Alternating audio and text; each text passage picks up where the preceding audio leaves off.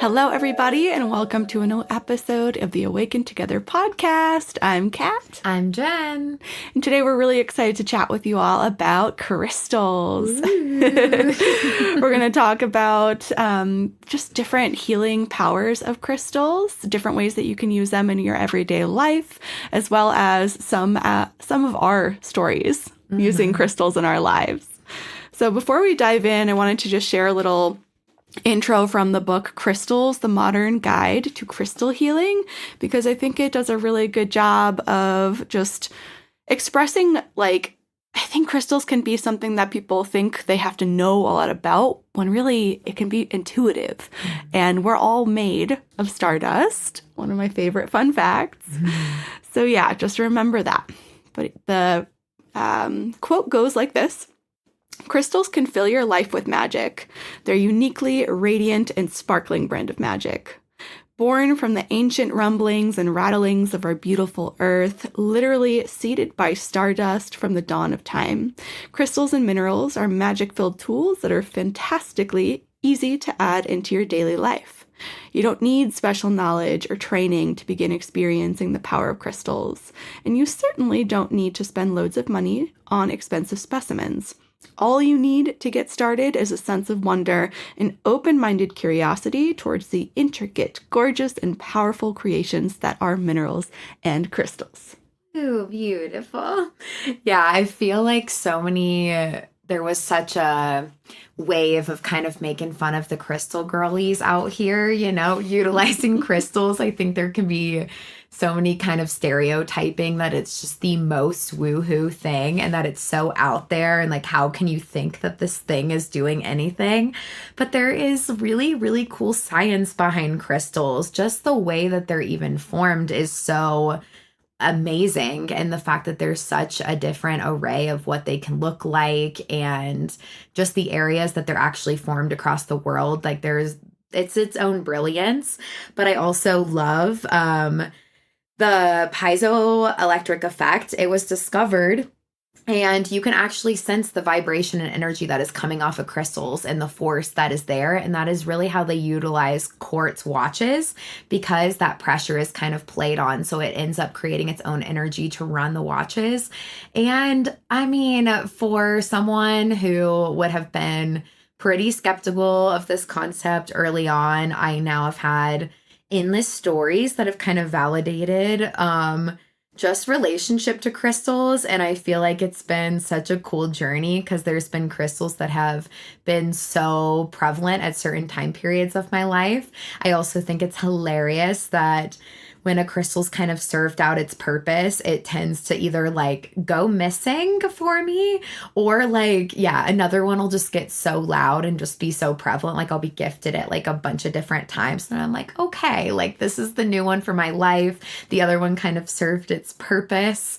I think a few of my stories that have kind of been whoa, that would have happened early on. Maybe you've shared a few of these on the podcast before, but I remember going into my first crystal store with the actual intent of I'm coming here and I want to leave with a crystal, and just kind of trying to read through all the descriptions and be really technical about it. And then I felt my whole entire arm just buzzing and tingling, and I was like, what? And I turn around, there's this one crystal on the shelf just right behind me, and I was like, okay, hello. And then it was one that didn't have a label on it, so when I checked out, I was like, what is this? And it was an apophyllite, and I searched it afterwards, the meaning of apophyllite, and it was this is one of the crystals that can call you from across the room. And I was like, oh, okay, that's funny. And that crystal has been it was so cute. I used it for so much to have just in the corner of my house, and I could feel its energy very, very clear. I also did energy work on my little sister one day, and I had that crystal kind of as an assister off to the side, and it fell and broke and half of it ended up going to my sister. I was like, okay, well, it split into two, and it was like such a clean split. Like you couldn't even tell it had broke. And I was like, take this other half. And then later we go to a crystal store, and there were tarot cards up front, and it said, you know, pull a little crystal card, see which crystal is calling out to you. And she got a apophyllite that day, the same crystal. So I thought that was like such a cute full circle moment. And the other story I really want to share that was like mind blowing was in the middle of all the protests really happening across the entire country for Black Lives Matter. In 2020, I was feeling like extremely heavy, and I really wanted to carve out some time just to tune in to the collective, send some, you know, positive energy. And I just knew like a lot was happening and that there were really major shifts. And I just wanted to be a little container to assist with that. And I put on my howlite mala beads, and I had them around my neck, and they are really good for absorbing negative energy. And I've done tons of meditations with those beads, but the second I like did my tune into the collective, these beads burned my entire chest. I had a full necklace burn of beads, and I had to like pull it off of me. I was like, okay, yeah, maybe not the smartest idea to like put crystals on your physical body and then tune into something so intense and potent. So in retrospect, made sense. In the moment, I was like shook that like worked that well. But it just goes to show like you can have so many personal experiences with using these crystals. And that's just a few of mine. Kat, do you have any fun crystal stories? Oh man, such a crazy experience, huh? Uh-huh. Wow. Yeah. That's, yeah. Wild. It's like crystals should come with a little warning sometimes. Danny was very shook by that. My husband was like, wait, what? Like, yeah, wild. It's like, you can't ignore that. Yeah, burn mark. No Yeah. big deal. Yeah. I've had some crazy experiences with like, at a sound bath. There was basically like a whole blanket full of crystals, and we were told to pick a couple that we resonated most with just intuitively. And I think that's kind of an interesting thing too to mention of like, sometimes we feel like we need to go down the rabbit holes and research everything before choosing which crystals speak to us. But like you mentioned, Jen, earlier, like, just see which ones call out to you, and that might be the one that when you look it up after holds the message and the powers of what you're meant to dive into at that time. So essentially that's what we did. I picked 3, I believe, and I know for me that my third eye, my throat, my heart, and oftentimes my crown are the ones that just are most accessible to me, and often the loudest, and often the ones that get closed the easiest. So I took these certain crystals. I'm spacing on which ones which ones I used at the time now, but I placed one on my third eye, one right on my neck, my throat, and then one on my heart. And during the sound healing, I experienced some crazy visuals and just like sensations in my throat and my heart with the different sounds, because crystals can act like a magnet in so many different ways and kind of pull the energy into those spaces. So we use them a lot in energy healing too. So that was kind of wild for me just to like literally physically feel the vibrations in my heart, throat, and neck, like, and third eye, just so powerfully, like the reverberation. It just felt like it was taking it deeper and deeper into my body, into my soul. Yeah, when you lay them on your body, that's a huge way I actually utilize to get to know the crystals, is do a lot of either hovering one hand over one and just spending time at letting that be my meditation and letting it kind of guide me on an energetic journey, but also exploring like laying different ones on your body, and just that's a really strong way to tune in and feel like these aren't just like pretty rocks. Like there's like really, really cool energy that can be surrounding a crystal. And when you connect with it, like really against the body. I feel like that's a huge way to start to like feel what it's doing, like at least for clairsentient, strong, for sure. Yeah. So another way I use crystals in my everyday life is in meditation. So just holding on to one and just, going into my meditative state while staying connected to the crystal and the sensations and just noticing what comes my way during meditation, what messages the crystal can help bring through for me to digest further and be present with. And we are both energy workers, energy healers. We always make little altars at our retreats that have a bunch of crystals too. But it's been wild to work with people, in the Reiki healing space.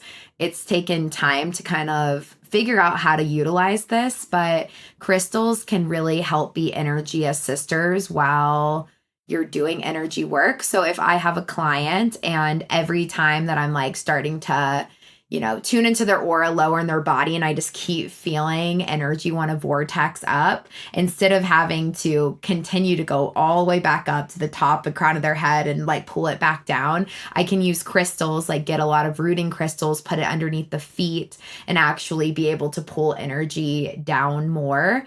And I've definitely had different clients that I've seen for Reiki where I need to have more crystals on myself just to ground more because the energy has been so potent. I've had some clients where it's really hard to keep energy on one side of the body. It's just a really strong imbalance and it's wanting to all shift to the left. So sometimes just using crystals at different points of the body to help me guide energy over and maintain it while I'm kind of finding where that like misalignment of energy is, or that hole, or like why it's not wanting to channel there, or holding space for the emotion to come through that's going to help kind of break some of that.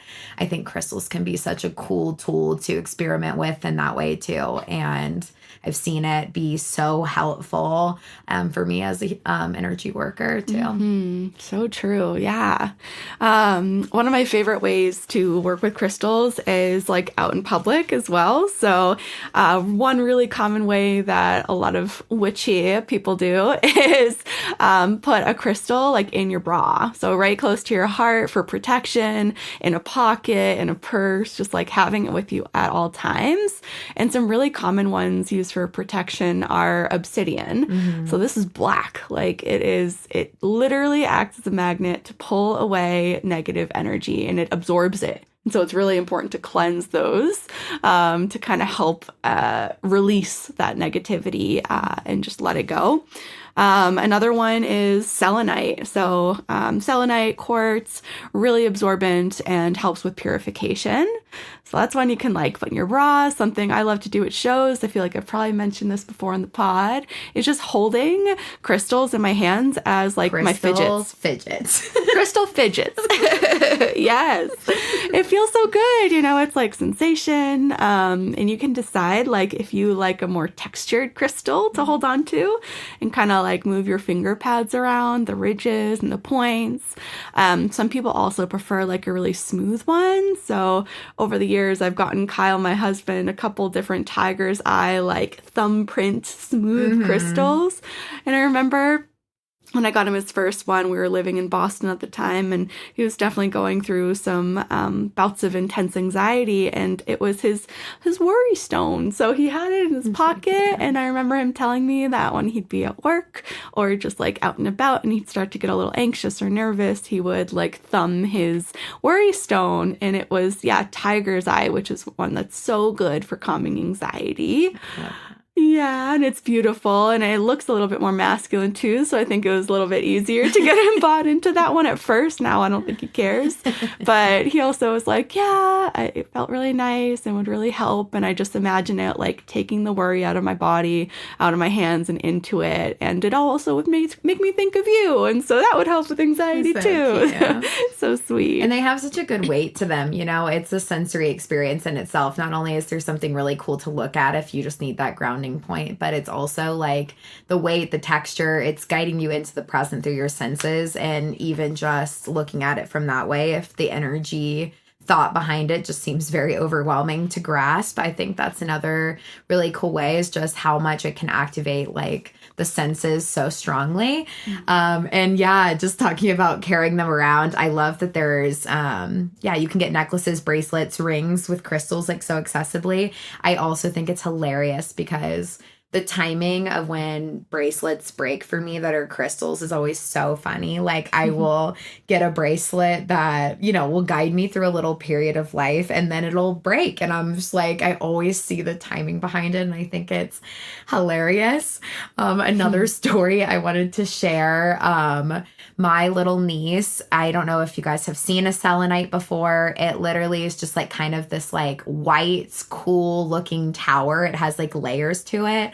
And my little niece was like, "Is this a unicorn horn?" And I said, "Absolutely it is. And we will forever call it that." Also, her mom sent me a picture of her sleeping with 2 crystals on her regular eyes and then one on her third eye. And she was fast asleep. And she goes, "Did you teach her to do this?" And I was like, I wish I could claim that, but no, this is higher wisdom. I will now be trying to sleep with crystals on my eyes. Thank you. So, wisdom from a 5-year-old. A wise sage. Wise sage. I love it. So good. Yeah. And thinking about like going back to that point I mentioned with like having crystals at shows. Sometimes, you know, at shows, like we love gifting things. It's very much about the collective energy and caring for your neighbor, caring for your friends. So sometimes I'll look to my friends that I'm with and say, "Do you want to hold my crystal?" Pass it on. Sometimes they're like, "No, it's okay." Sometimes they're like, "Yes, I'd be honored." And so one little like thing to note is that crystals can also be very absorbent of other people's energies. So that's like a good note to self, is when you either like have friends or others just in your safe space where all your crystals are, or like you're sharing it and you're passing along. It might be a good time after that to just go ahead and give your crystals a good little cleanse. Mm-hmm. Yeah. So talking about cleansing, like there is definitely way more technical things you can look up. I think, you can kind of see all spectrums of like how-tos on it. How I personally kind of utilize this is I think about either I have a lot of them up on the altar, so I do pretty regular cleansing of my altar space anyway, and I just use incense and smoke and ask for cleansing of that space, just like I normally would. In all of the episodes we've talked about different ways to cleanse.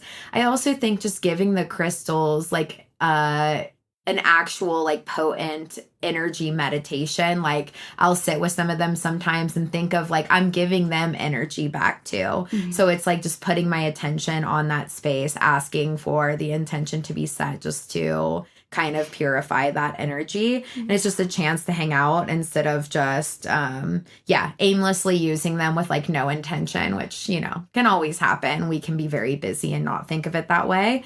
And then putting them outside is a huge thing people do, especially under kind of more positive moons that are happening. You can let them just like bathe in moonlight. Some are definitely more sensitive to water, so you always want to like look that up and make sure that it's a crystal that's not gonna like go down from being outside if there's like dew on it. But I think the only thing with the astrology, there's a lot of back and forth of people being like, this is a bad moon to manifest, this is a good mood to manifest.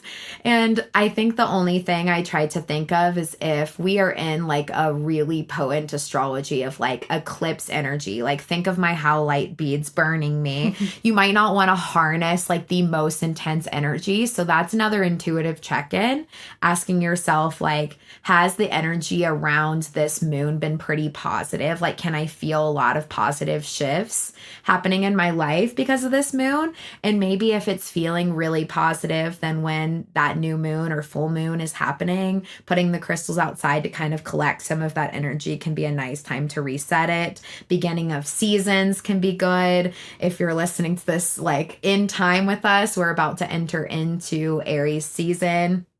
And yeah, I think it's the start of the zodiac year. Anytime there's like a new fresh start, I think that can also be like a good gauge for when to kind of reset space.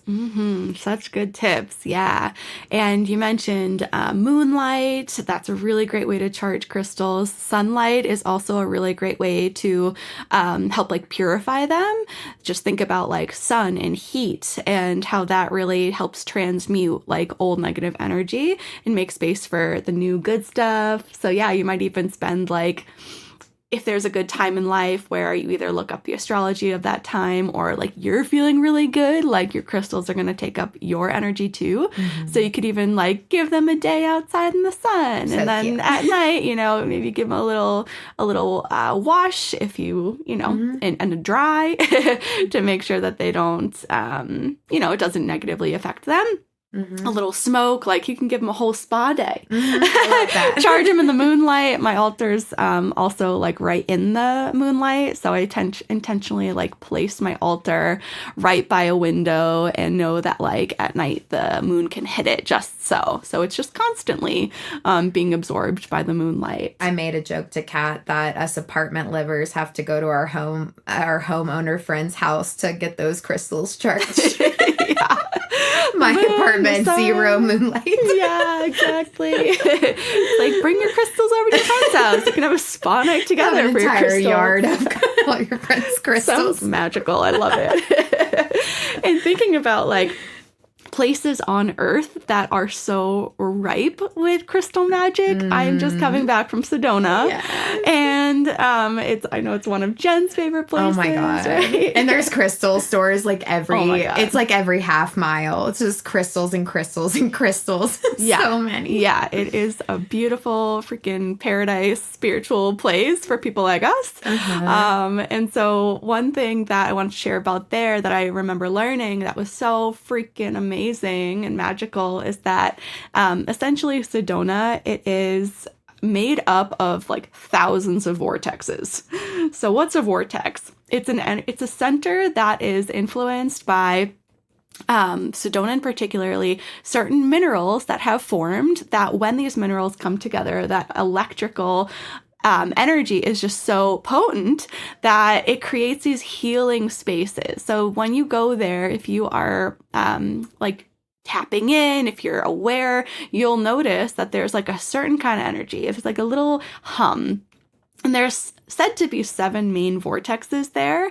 And basically the vortexes are made up of iron. So that's what makes up the red rocks when you go. Sedona is actually a dried up ocean. There used to be an ocean there, which is so freaking cool. Many, many moons ago.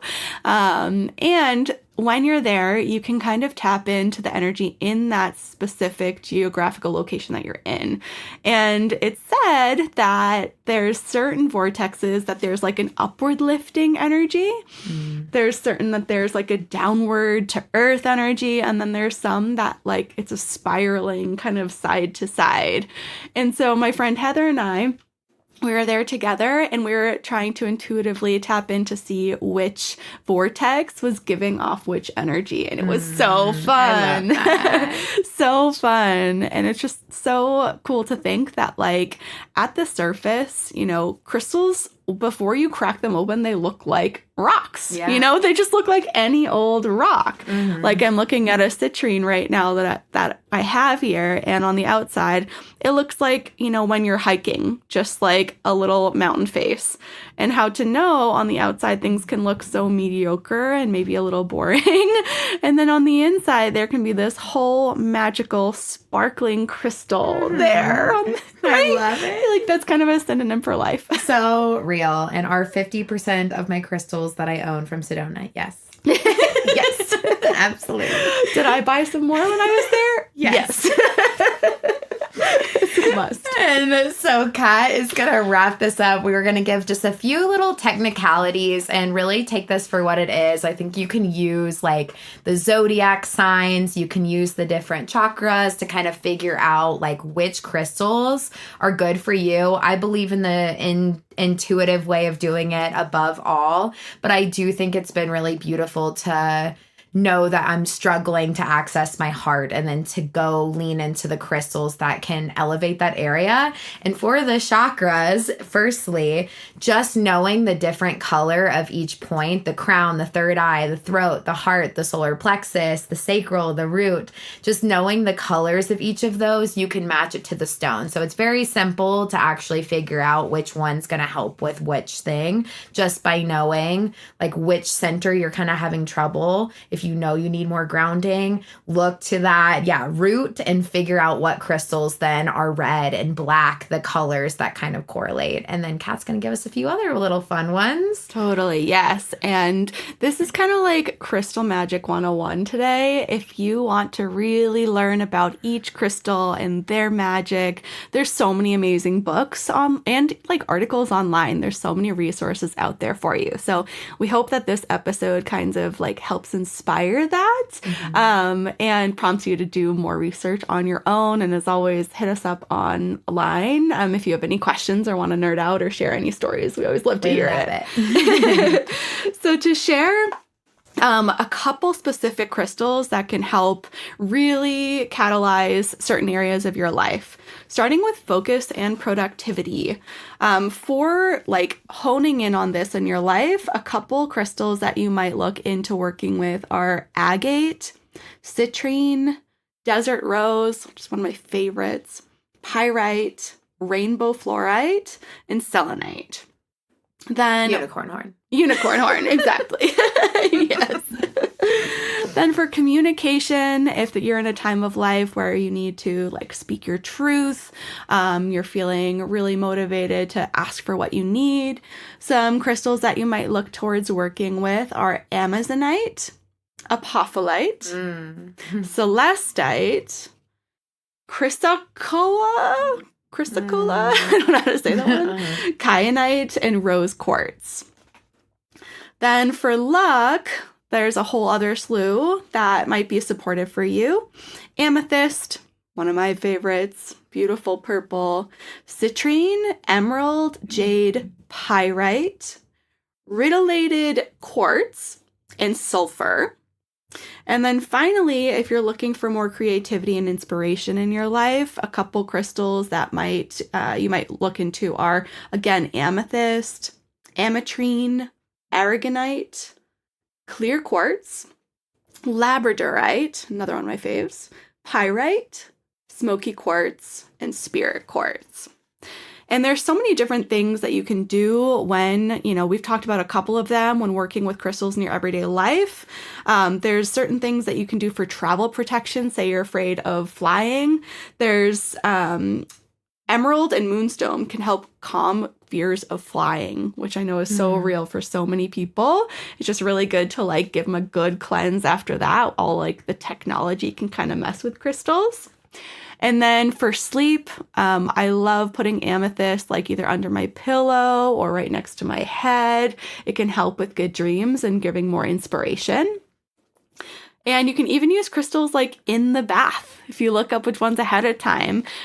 Drinking water that has been infused with crystals and like 12 hours of sunlight can also be a really beautiful way to like bring that crystal magic infused in water molecules into your body on like a whole other permeable way. Nice. I keep black tourmaline in my car, and I always like when I've been somewhere that has taken up a lot of my energy, I'll just sit in the car for a second, hold that black tourmaline. And then that one's really easy too, because I can just put it up on the dash and let it just like have a little recharge. So that's like one of my regular ones I interact with always. And I also keep an amethyst like right by the head of the bed just to help with dream space, third eye. And then, I think all of the protection ones are really, really great just for going through the day and then just looking at your own needs, because rose quartz has had such a prevalent thing at different time periods of my life. I had so much voice blocking. So all of those communication ones mentioned,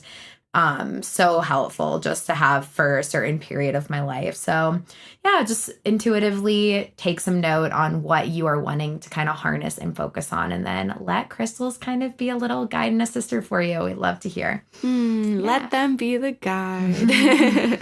All right. Well, thank you all so much for joining us this time. We'd love to hear your thoughts, feedback, opinions, and any other stories. You can find us on Instagram at Awaken Together Podcast.